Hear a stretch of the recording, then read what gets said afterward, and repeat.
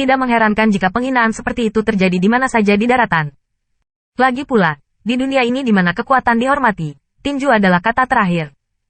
Meski banyak orang bersimpati dengan dua wanita cantik yang akan segera dihancurkan, jelas tidak ada yang mau membantu dengan kekuatan kelompok tentara bayaran.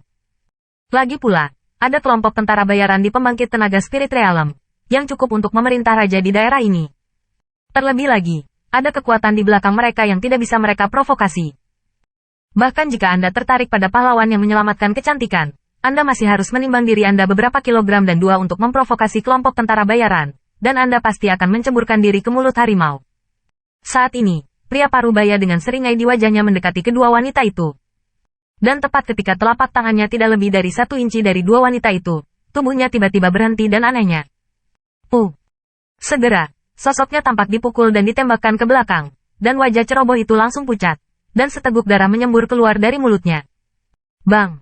Pria parubaya di Martial Grandmaster Peak 3 terlempar dan terbang cukup jauh untuk mendarat di tanah seperti anjing mati, terus-menerus mengerang. Perubahan mendadak ini juga membuat orang-orang yang tadinya ribut. Mereka diam sejenak. Banyak orang menatap pria parubaya yang terpesona. Untuk sementara waktu, kepala mereka mengalami korsleting. Kedua wanita yang agak dingin juga melihat pemandangan yang tiba-tiba di depan mereka dengan kaget. Dan setelah beberapa saat, semua orang menyadarinya, berbalik dengan ganas, dan melihat ke suatu tempat. Di sana, siluet ramping jubah putih berdiri, dan wajah tampan tercetak di mata semua orang. Melihat wajah tampan itu, Xiang Ya dan Xiang Xuan sama-sama merasa akrab untuk sementara waktu. Sepertinya mereka pernah bertemu orang ini di suatu tempat. Xiang Wu, yang terkena pukulan keras di tanah, juga memanfaatkan ini, dan dengan cepat melindungi dirinya di depan kedua wanita itu. Dia melengkungkan tangannya ke arah pemuda berjubah putih di depannya dan berkata, "Terima kasih banyak atas bantuan saudara ini." Pada saat ini, di luar hutan berkabut, orang-orang yang terkejut pun perlahan sadar kembali. Segera, garis pandang tidak dapat membantu melirik ke atas dan ke bawah untuk melihat penampilan tiba-tiba pemuda itu. Untuk melihat penampilannya, benar-benar belum genap 20 tahun, dan bukan hembusan napas yang mengerikan, bahkan tubuhnya tidak terlihat sedikit kurus. Mereka tidak bisa mengetahuinya. Bagaimana orang seperti itu bisa memberikan tenaga-tenaga Martial Grandmaster Peak 3 Kong Fei? Tanda seru. Tanda seru. Selain terkejut, banyak orang yang memiliki pandangan kasihan pada mata mereka. Tidak peduli bagaimana bocah ini melakukan langkah ini, berani campur tangan dalam pembayaran kelompok tentara, ini hanya tentang kehancurannya sendiri. Di daerah ini, grup tentara bayaran pengganggu grup sangat tidak bermoral. Siapa yang tidak tahu bahwa mereka memiliki grup tentara bayaran Realm Spirit?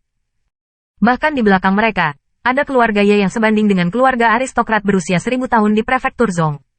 Tanda seru. Tanda seru. Setelah bayaran tentara bayaran sekelompok tentara melihat pria parubaya yang dipimpin oleh mereka, mereka dengan cepat berlari untuk mengangkat mereka, dan kemudian sepasang mata ganas melihat ke arah kemunculan pria yang tiba-tiba ini. Setelah diangkat, pria parubaya itu memuntahkan darah bercampur tanah dan menatap Qin Yichen dengan tatapan muram.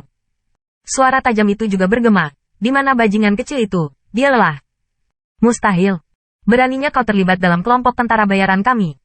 Ketika dia mendengar kata yang menghina ini, kulit kusam Qin Yichen tiba-tiba menjadi sedikit suram.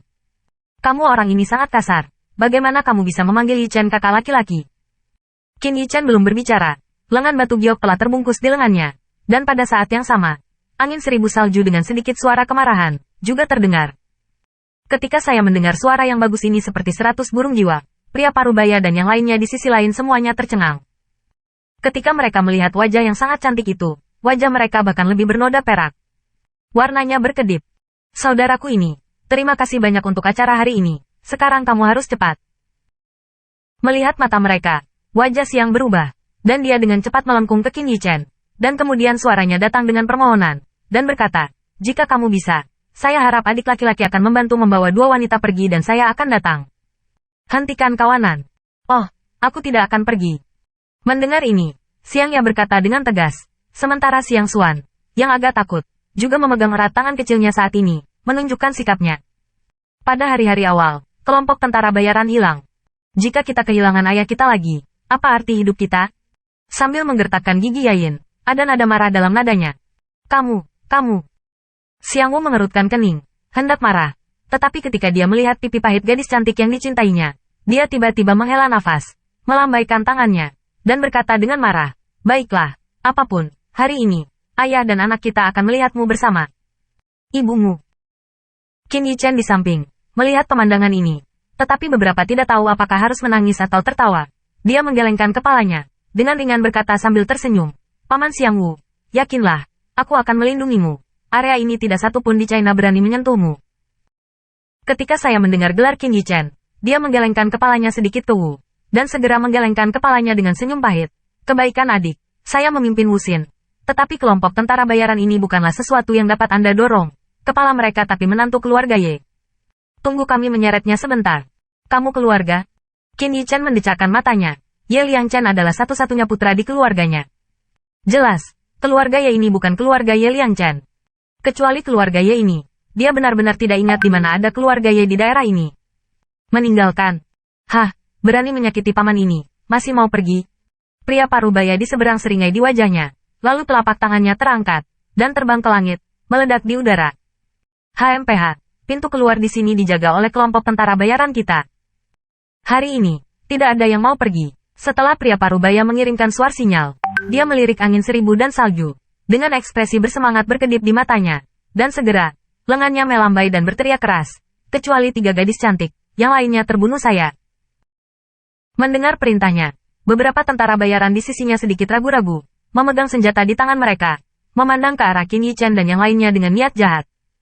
Meskipun mereka belum pernah melihatnya sebelumnya, pria parubaya mereka, yang dipimpin oleh mereka, dibombardir, tetapi mereka hanya menganggapnya sebagai kecelakaan itu saja. Seorang pemuda yang berusia di bawah 20 tahun, apa yang bisa dia lakukan terhadap mereka?